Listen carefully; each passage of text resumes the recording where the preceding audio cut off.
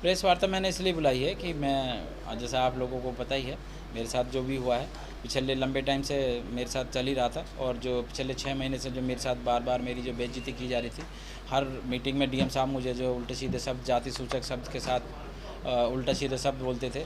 अभी ये लड़की खड़ी है तो मैं वो बोलना नहीं चाह रहा जो मेरे को बोले जाते थे तुम्हारे। अभी मुझे बोला जाता था कि तुम्हारे चूतड़ों से मिर्चें निकलेंगी, तुम्हारे चूतड़ फट जाएंगे, तुमको जो है ट्रांसफ़र करा देंगे, सस्पेंड करा देंगे, इस तरह की लैंग्वेज मुझे बोली जाती थी। और हर मीटिंग में मेरे साथ फिजिकल भी हुआ। एक बार मीटिंग में मेरे सर के पीछे लगा के हाथ पुश भी किया।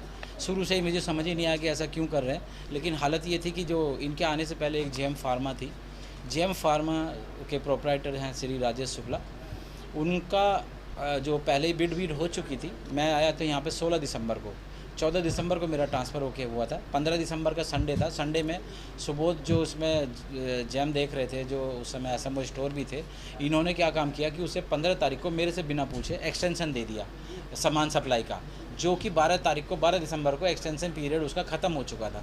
और इसने जाके शिकायत की वहाँ पे, उस समय अमित गुप्ता जी थे उस समय कमिश्नर साहब, कि मेरा जो है पेमेंट नहीं करा जा रहा है, जो अभी जो सीएमओ है। तो जब मेरे पास चिट्ठी आई तो मुझे थोड़ा शक हो गया। मैंने जाके सामान वामान चेक किया स्टोर में, लेकिन फिर मैंने एक समिति कमेटी बना के उसको चेक किया, जिसमें मैं था, एक एडिशनल सीएमओ थे, एक डिप्टी सीएमओ थे, और डिप्टी सीएमओ थे, और एक इसमें प्रशासनिक अधिकारी थे। चेक करने पे वहाँ पे पता चला कि 1,30,47,000 का सामान आया हुआ था। 30 लाख का सामान वहाँ पर था ही नहीं, और जैम पे सारे के सारे बिल लोड हुए हुए थे। तो इस तरह से अगर मैं उसको आफर दाफड़ में जो ऐसी प्रेशर में अगर मैं पेमेंट कर देता तो 1,30,47,000 का सामान का और 1,60,00,000 रुपये पेमेंट हो जाते। खैर, इसकी जब जांच हुई तो धीरे धीरे इसका पेमेंट रोक दिया गया। बार बार इसे इन्फॉर्म भी किया गया। इसको 2 बार हमने बीच में एक्सटेंशन भी दिया था वैसे, कि आपका जो सामान अधोमानक भी है, कम भी है, और बैच नंबर जो आपका बिल में बैच नंबर है, उससे जो आपका सामान आया हुआ है उसका बैच नंबर अलग अलग है। तो आप इस सामान को जो दोबारा दे दीजिए। ये मैं पीछे कहना भूल गया था कि जो इस तरह का हमने इसको 2 बार चिट्ठी दी थी, लेकिन इसने सामान बदलने के बजाय इसने हंगामा काटा, बदतमीजी करी, इसी तरह का वहाँ माहौल बना रहा। इसका पेमेंट हमने नहीं दिया। नहीं, डीएम साहब आ गए, जनवरी में आए थे ये लोग, पहले ही दिन आके डीएम साहब से मिल गए, और दूसरे ही दिन मेरी डीएचएस थी।